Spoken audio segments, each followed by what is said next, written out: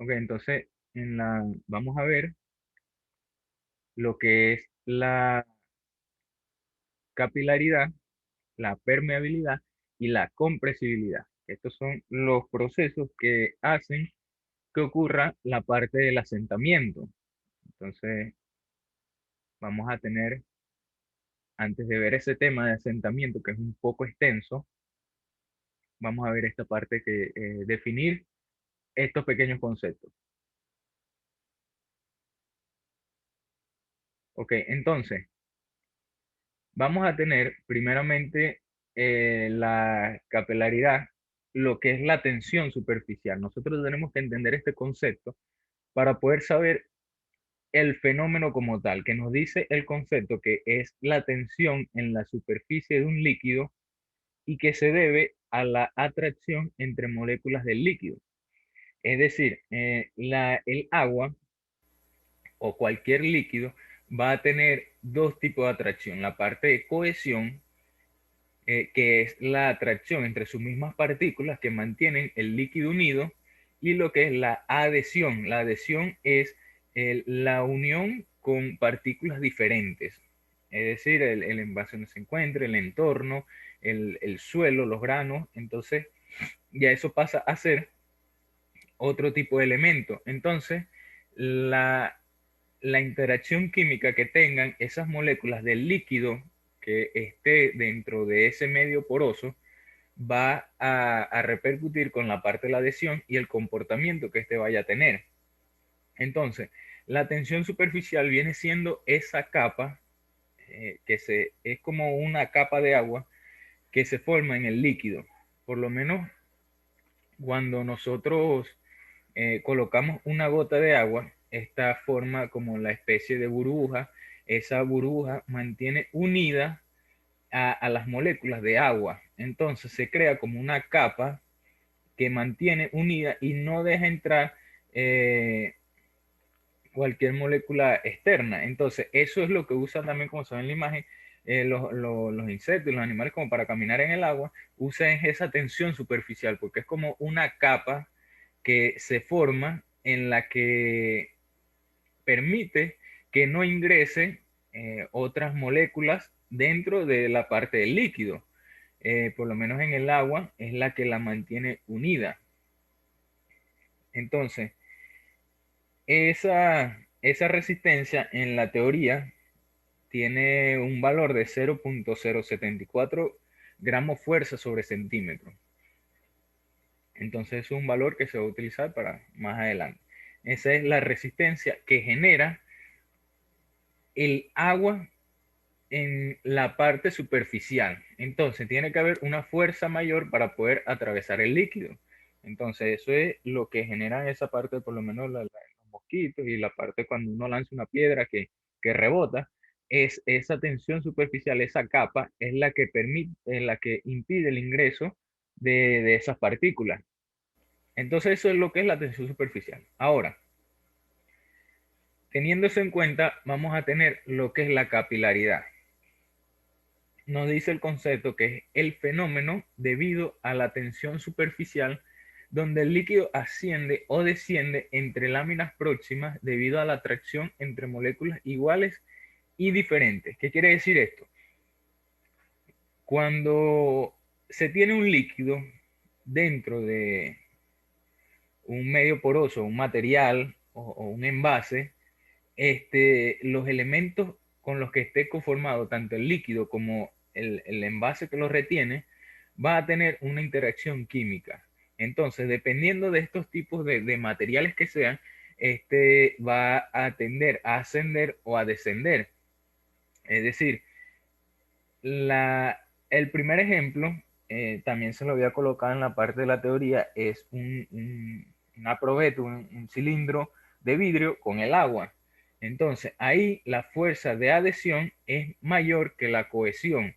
Por ende, el líquido va a tender a adherirse más al vidrio que a sus mismas moléculas, pero a su vez, como el líquido tiene cohesión entre sus mismas moléculas, va a atraer consigo las moléculas dentro del envase. Entonces se crea como esa curvatura y el líquido va a tender a subir. Entonces, esto ocurre también, por lo menos está otro ejemplo, que es un envase de oro con el agua, que no asciende ni nada, la adhesión es igual a la cohesión, y está la de vidrio con el mercurio, que la cohesión del material es mayor a la adhesión que tiene con el vidrio, por ende, en vez de ascender, lo que va a hacer es a descender, a bajar. Entonces, eso es en la parte técnica, pues como decirlo así, la parte teórica. Ahora, cuando lo llevamos a la práctica en los suelos, el suelo es un medio poroso, ya sabemos. Tiene una relación de vacío, vamos a encontrar la parte por donde va a ingresar el líquido. Entonces, si ese suelo está en contacto con el agua, dependiendo de los diámetros o la abertura que tengan esos espacios, el agua va a tender a ascender, porque por lo menos si se tiene un vaso de agua y se coloca un tubo de vidrio de pequeño diámetro, este va a ascender cierta altura. Por eso acá la ecuación, la altura de ascensión capilar, es igual a 4 veces la tensión superficial que genera el líquido por el coseno del ángulo. El ángulo viene siendo ya el ángulo de contacto que forma el espacio vacío con el líquido entre el peso específico del agua o del líquido que lo contenga por el diámetro. Entonces, en esta ecuación agregan el diámetro como una incógnita porque es la que afecta qué tanto va a ascender o no ese líquido. Porque si tiene un menor diámetro va a tender a ascender un X altura, pero si ese diámetro lo aumentamos, no va a subir tanto, porque ya sería mucho más líquido que tiene que, mucho más esfuerzo porque es mucho más líquido que tiene que ascender, entonces llega hasta cierto nivel. Entonces el diámetro es como un factor que afecta esta ascensión del líquido. Entonces, llevando eso a un suelo, nosotros vamos a tener diámetros o espacios vacíos, una dimensión entre granos que va a ser de micras, o sea, es demasiado pequeño, por lo cual el líquido va a tender a ascender metros, decenas de metros. Entonces, dependiendo de la porosidad o del tipo de material, este va a tender a ascender. Esto, por lo menos llevándolo un ejemplo, se resume a cuando nosotros tenemos un acuífero, un nivel freático, por lo menos puede estar a 10, 20 metros por debajo, pero él va a tender a sobresalir y a manchar arriba en la tierra. Entonces ya uno va a saber que abajo hay un nivel freático, porque uno ve como el suelo mojado. Igual cuando existe una filtración en una tubería, eso es agua por medio de la tensión superficial y la capilaridad, la adhesión entre las partículas, entre el líquido y el suelo, va a ir ascendiendo y va a manchar y ya uno se va a percatar de que ahí hay una filtración en esa tubería porque mancha el suelo en la parte superficial.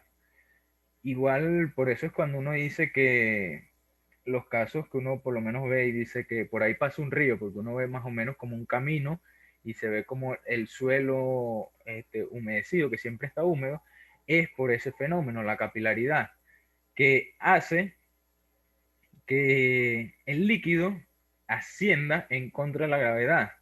Pero esto es por la adhesión que tiene el agua con las partículas de los granos del suelo, es decir, una reacción química en la que se adhiere y como esto tiene una fuerte cohesión también con las partículas del mismo líquido, las tiende a arrastrar, entonces va subiendo y llega hasta esa parte. Por lo menos los suelos granulares gruesos, grava o arenas gruesas, no asciende tanto porque los diámetros de los poros entre grano y grano es bastante grande, puede llegar hasta 1 pulgada, es bastante, tiene una relación de vacíos grande. Entonces, Ya los suelos finos, al tener espacios pequeños, reduce el diámetro de la ecuación acá y tiende a que ascienda más. Puede subir una arcilla hasta 80, 100 metros, eso está en la parte de la teoría. En las piedras picadas o las gravas tiende a ascender centímetros nada más.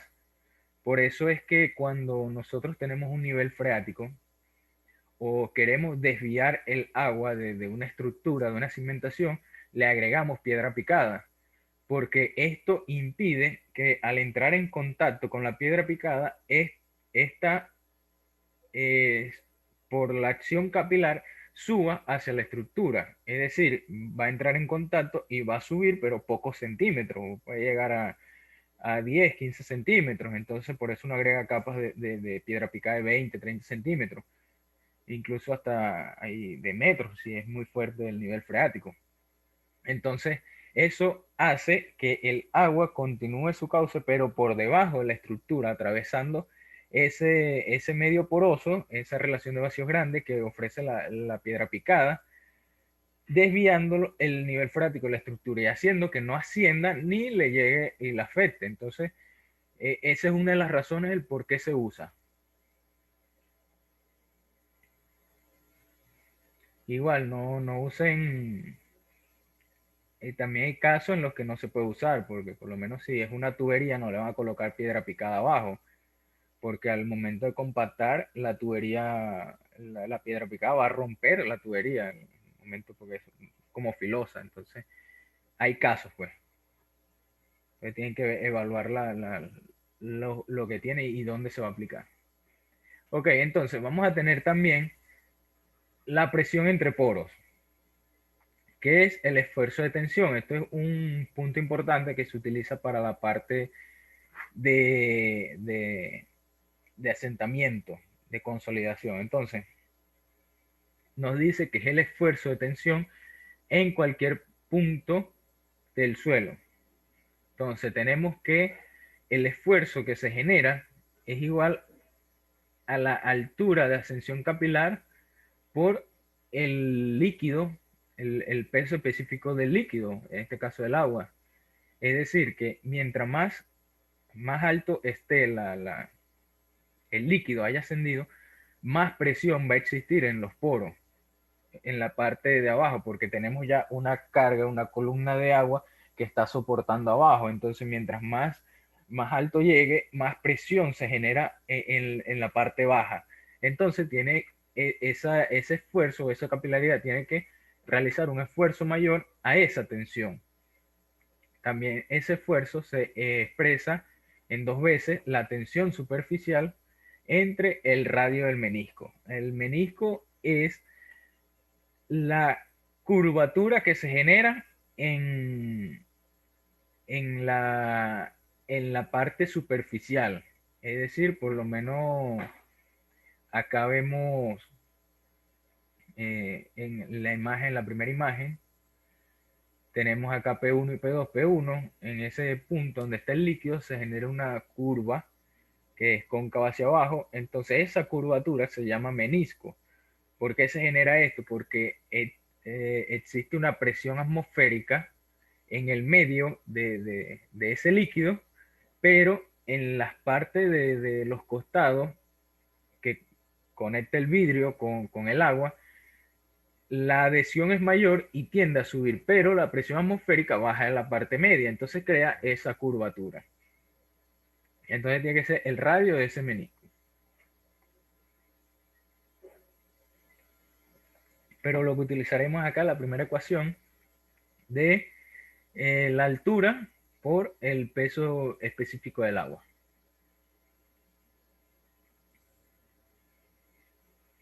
Ok, entonces, esta capilaridad también vemos que se ve restringida, va a tener limitante. En el caso de que por lo menos acá viéndolo de forma teórica, eh, tenemos el tubo de ensayo, lo ingresamos dentro de un líquido y este va a empezar a ascender dependiendo del diámetro que tenga. Entonces, él va a tener una altura máxima que va a ser igual a h por el peso específico del agua. Es decir, dependiendo del líquido que tenga y el diámetro que tenga ese tubo, él va a ascender cierta altura.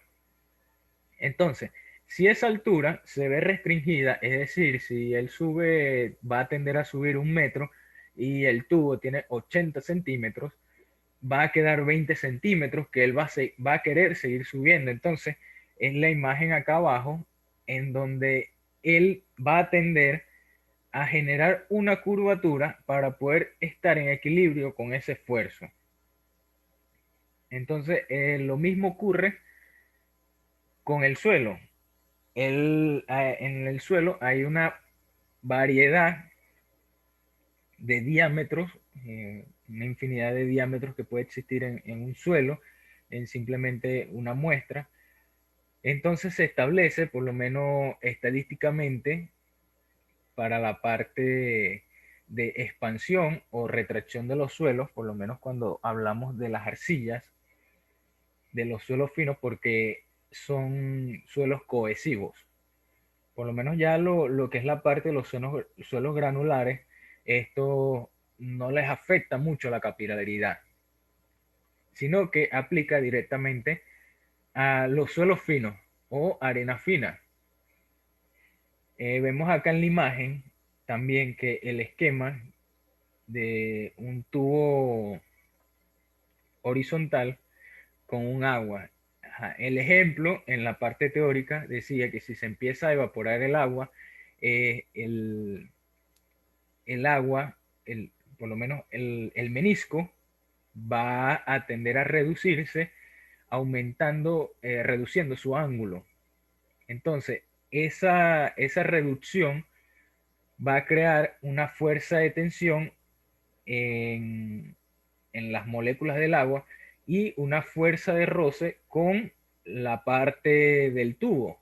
Es decir,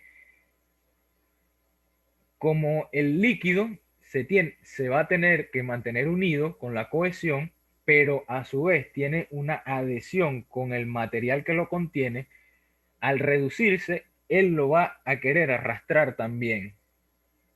Entonces, si ese cilindro es de un material frágil, va a tender a como arrugarlo y a comprimirlo y a traerlo en su misma reducción, que es ese fenómeno lo que ocurre con el suelo. Por lo menos las arcillas, cuando se tiene cierta humedad, ya se llega a ese punto plástico en el que el agua mantiene, por esa adhesión, mantiene unida a las moléculas. Por lo menos salía también un ejemplo del algodón, para que se entienda un poco mejor. Cuando nosotros tenemos un algodón seco, uno lo comprime o le aplica esfuerzo, una carga, y él vuelve a su estado normal.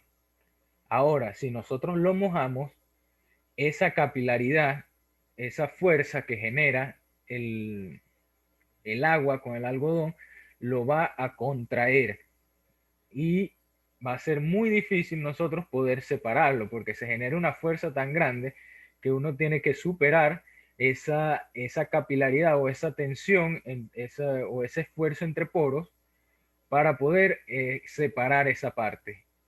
Pero si uno lo sumerge o satura el algodón, lo sumerge en agua, este se va a separar nuevamente porque ya al estar sumergido pierde esa fuerza de roce, esa fuerza de tensión entre los poros. Es decir, que cuando nosotros sumergimos, ese material pierde su resistencia mecánica. Lo mismo pasa con los suelos. Cuando está totalmente saturado, eso afecta directamente la resistencia. Ahora, si uno lo mantiene en un punto óptimo de una humedad óptima, este se va a mantener compacto y va a tener una densidad mucho mayor. Ahora, si se empieza a secar, empezamos a secar este material, él se va a empezar a contraer, hasta llegar a un punto en el que ya no se puede secar más y ya pierde totalmente la resistencia mecánica otra vez, porque ya no hay agua que, re, que mantenga unido o genere ese esfuerzo entre poros. Es decir, ya los poros estarían sueltos, no hay nada que los mantenga unidos, entonces ya se vuelve una arena y se totalmente sin resistencia mecánica, pues. Entonces, por eso es que cuando nosotros realizamos un movimiento de tierra, nosotros humedecemos el material para que se llegue a ese punto óptimo en el que se genere una fuerza de tensión en los poros y este se mantenga unido. Es decir, que al momento de uno aplicarle la fuerza con el rodillo, este se deforme y se tenga que aplicar una fuerza mucho mayor para poder romper ese suelo o que se asiente, pues. Es decir, si nosotros vamos a tener una estructura de X toneladas, se aplican diferentes tipos de rodillos. Por eso es que hay la, los rodillos estos, los vibratorios de diferentes toneladas, 20, 10, 8, 18, es por eso, porque aplica diferentes fuerzas. Por lo menos si nosotros vamos a construir una casa, no le vamos a aplicar una aplanadora de la más grande, sino que simplemente con una más pequeña, porque no es mucha carga la que se le va a aplicar, eh, es, permite que ese suelo llegue a una capacidad portante superior. Entonces se tenga que aplicar una mucho más grande para poder asentar ese material. Igualmente teniendo su punto de humedad óptimo. Que por eso es que se hacen los ensayos Proctor y el Proctor modificado para poder nosotros conocer qué tanta capacidad portante puede llegar ese suelo y en qué punto de humedad. Entonces eso nos permite conocer esa parte y ya realizar el trabajo.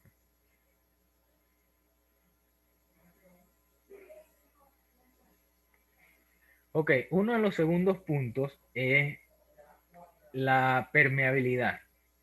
Entre otro factor importante porque de esto define un poco lo que es la consolidación de los suelos, ya que el agua es un material, es un elemento incompresible. Entonces, si ésta no tiene un lugar donde salir, es decir, el suelo no es permeable para que drene esa agua, no se va a sentar ni se van a compactar esos granos, es decir, el agua no va a tender a salir y se va a quedar ahí. Y como es incompresible, no va a quedar igual el material. Entonces no nos sirve de esa manera.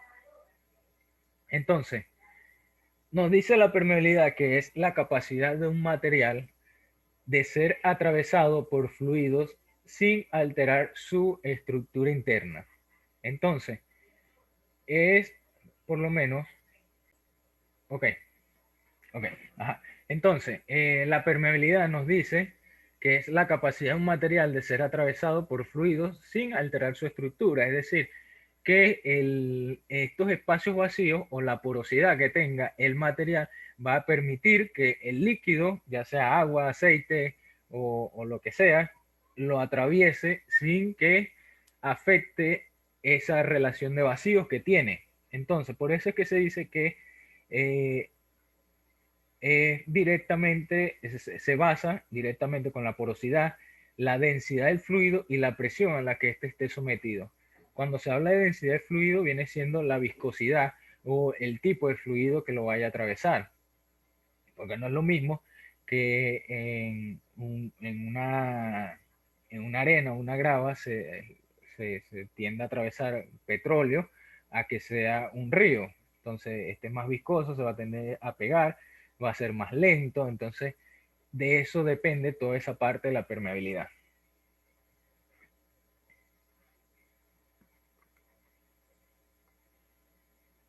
Ok, entonces, en lo que es la permeabilidad, se estableció lo que es la ley de Darcy.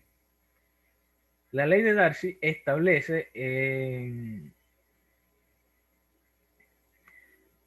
la relación del caudal es igual al coeficiente de permeabilidad por el gradiente hidráulico por el área. Es decir, es un ensayo que nos permite conocer el tiempo en el que el agua atraviesa ese material. Se tiene acá, es como un tubo cilíndrico grande en donde se coloca el material granular, se le agrega agua y se toma el tiempo que tarda en atravesarlo y en llenar la parte de abajo, que es el caudal que sale, diferenciándose con dos alturas, que viene siendo el gradiente hidráulico. El gradiente hidráulico es la presión a la altura a la que va a estar sometido.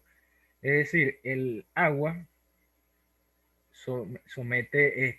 genera esfuerzo dependiendo de la altura también, por lo menos porque en la parte hidráulica, la parte sanitaria, cuando se va a calcular una tubería o la presión de estas tuberías, se calcula en metros de columnas de agua, porque mientras más alto esté el líquido, más presión genere y más esfuerzo tiene que resistir las tuberías. Entonces, lo mismo ocurre acá, la altura que tenga el gradiente hidráulico afecta también el cómo va a ir drenando esta arena.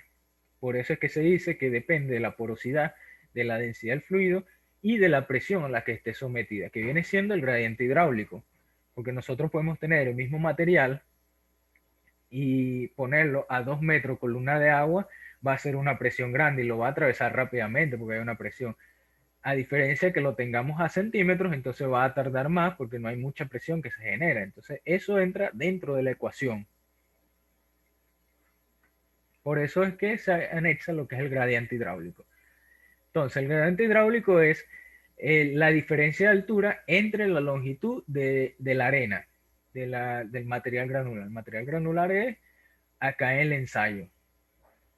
Entonces este coeficiente de permeabilidad nos queda en K es igual al caudal entre el gradiente hidráulico por el área a ensayar. Entonces esto se realiza ya directamente con el ensayo de carga constante, que es este aparato acá que vemos en la imagen. Entonces eso es un valor referencial que nos da sobre la permeabilidad que pueda tener este material. No es la permeabilidad real, pero es un valor bastante exacto como para realizar los siguientes cálculos. Porque para establecer la permeabilidad real, se tiene que la permeabilidad por el peso específico del agua entre la porosidad. Es decir, ya toma en cuenta los factores anteriores del caudal y el área, pero se anexa la densidad del líquido y la porosidad del material, es decir, los espacios vacíos con la viscosidad del material en ese medio permeable.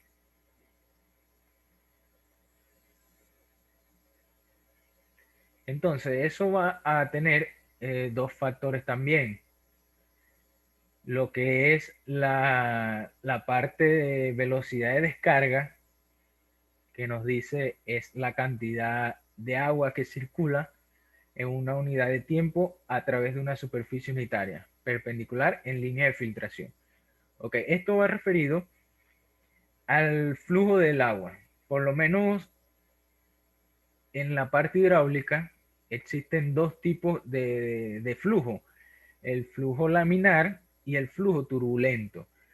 Estos ensayos de permeabilidad o los cálculos en mecánica de suelo va referido al flujo laminar. ¿Por qué? Porque como estamos en un medio poroso en el cual el suelo va a ir atravesando poco a poco a cierta velocidad, se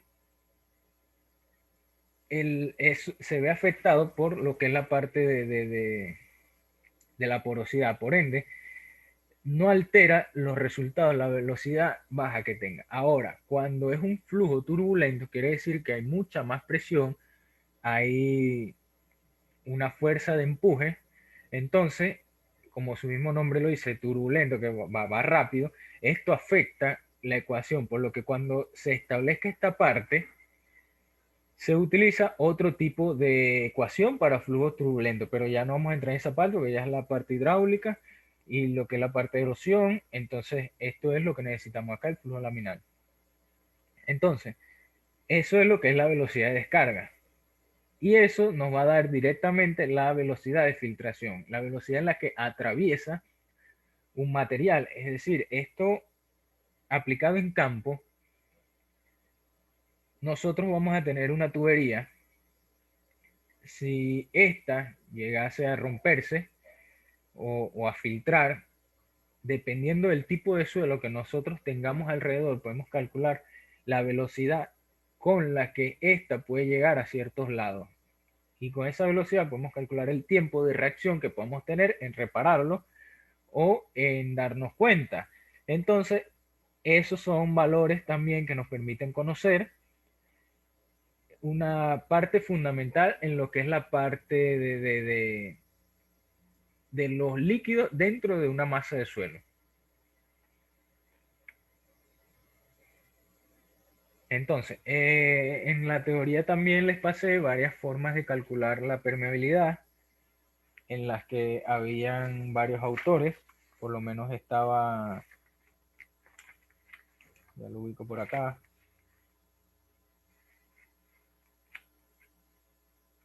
Hazen, Allen Hazen, que él fue el primero que estableció lo que es la parte de la permeabilidad en relación a la estructura granulométrica.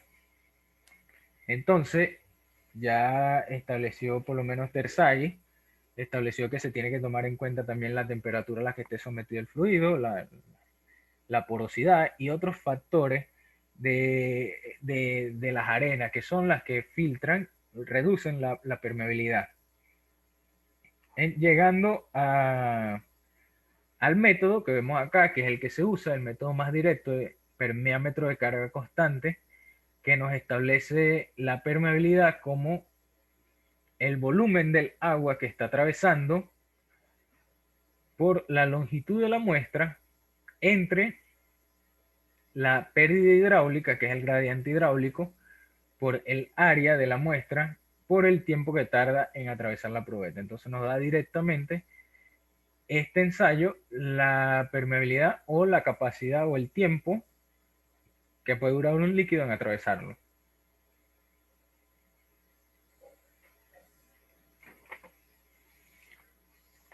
Ok, ya vimos lo que es la parte de capilaridad, cómo afecta a los suelos finos, la parte de permeabilidad, cómo atraviesa la parte del líquido o cómo va a tender a retenerse o no atravesarlo, dependiendo de los espacios vacíos. Ahora vamos a tener lo que es la compresibilidad. Este es uno de los, bueno, también los otros son importantes, pero esto también hay que tomar en cuenta, por lo menos cuando nosotros nos han dicho que ese material es compresible o tiene alta compresibilidad o el material no es compresible. Eso va referido a diferentes factores. Por lo menos nos dice la compresibilidad que es el grado en que una masa de suelo disminuye disminuye su volumen por el efecto de una carga. Ok, entonces acá nosotros aplicamos una fuerza sobre el material y este va a tender a acomodarse, pero va a depender de diferentes factores. Por lo menos esta compresibilidad va referido solamente a suelos finos, que son los materiales compresibles. Por lo menos una grava o una arena gruesa, uno le va a aplicar una carga, pero esta va a reducir su tamaño pequeñas dimensiones, va a ser muy corto la reducción. ¿Por qué? Porque son materiales más grandes, sus espacios vacíos son muy grandes, el nivel de acomodo que va a tener es pequeño, entonces va a tender a quedar prácticamente igual. Ahora, en los suelos finos es diferente. ¿Por qué? Porque vamos a tener primeramente tres casos que se ven dentro de este proceso de la compresibilidad, que primero es la deformación de partículas.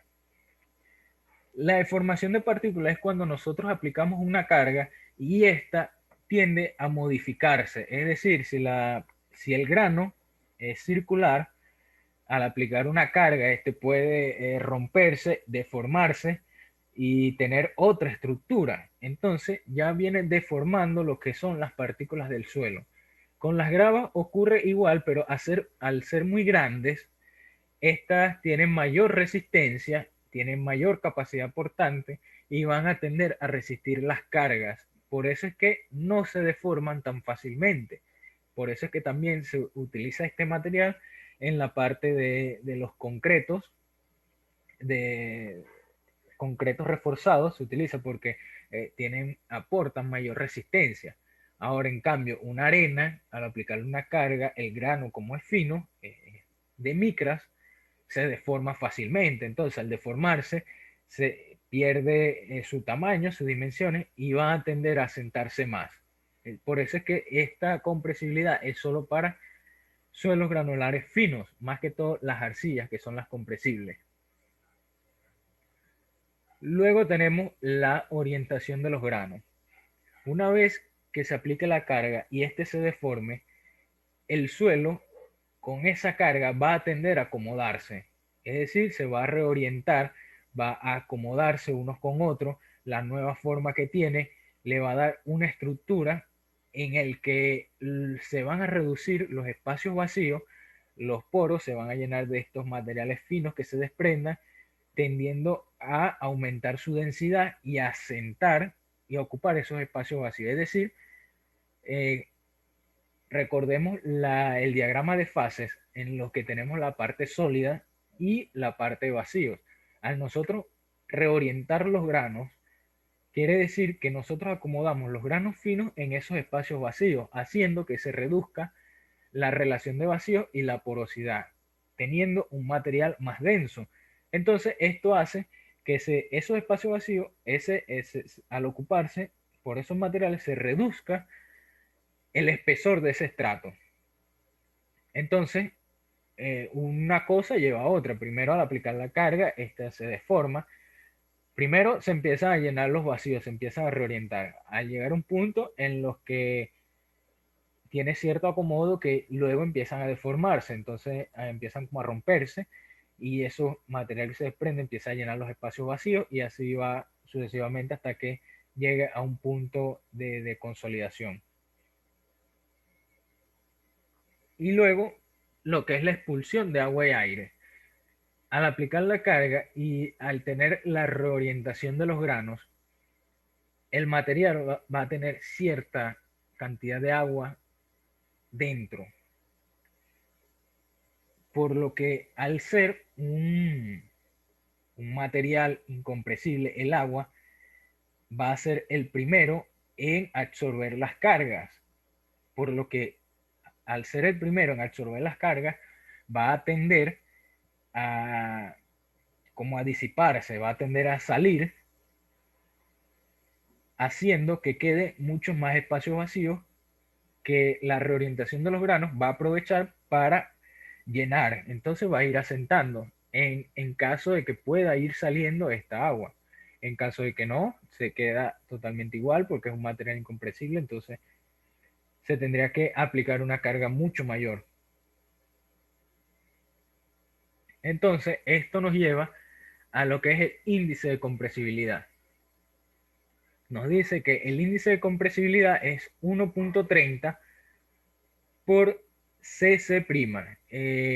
CC es el índice de compresión de las arcillas normalmente consolidadas, es decir, en su estado natural, porque cuando nosotros hablamos de un material normalmente consolidado, quiere decir que él se ha asentado, ha disminuido sus espesores del estrato, pero por su peso propio, porque mientras nosotros vamos más hacia abajo del estrato, más peso, más presión hay abajo, porque esa parte de abajo está soportando el peso de arriba. Entonces una carga que se le aplica el mismo material en la parte baja, haciendo que este se comprima.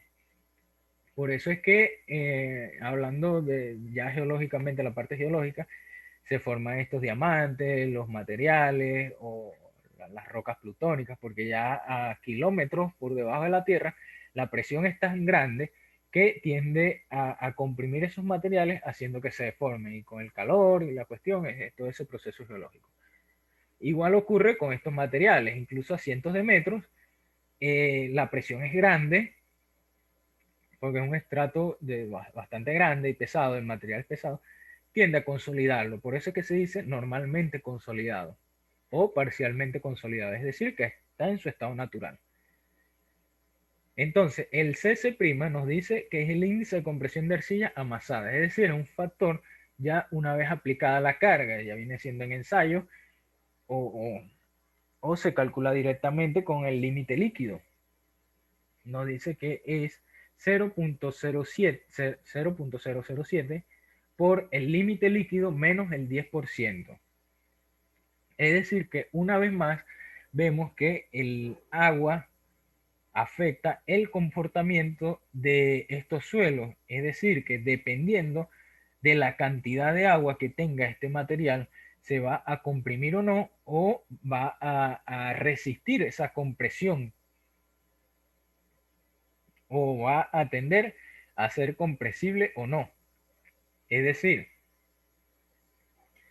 si tenemos un límite líquido inferior a 30%, quiere decir que tenemos un material granular grueso que no retiene agua, por lo cual tenemos arenas gruesas, gravas o tenemos muy poco material fino, por lo que ese estrato o esa muestra no tiende a retener agua porque no es un límite líquido, no tiene un límite líquido alto. Ahora, compresibilidad media es entre 30 y 50, es decir, que ese material va a tender a retener agua o va a tener un índice plástico bastante alto, por lo que vamos a tener un suelo fino, es decir, el material va a tener suelo fino porque retiene agua, por lo cual hacer un suelo fino es compresible. Ahora, si esta compresibilidad es alta, quiere decir que es un material totalmente fino o en su mayoría está conformado por limos y arcillas, por lo que al ser un suelo fino va a ser totalmente compresible. Es decir, esto es una característica que depende básicamente de las arcillas, no tanto los limos, porque los limos todavía, si bien son compresibles, no tienden a retener tanta agua como las arcillas. Por eso es que eh, el proceso de consolidación, eso ya lo vamos a ver en el siguiente tema, va referido a la cantidad de arcillas que pueda tener un material.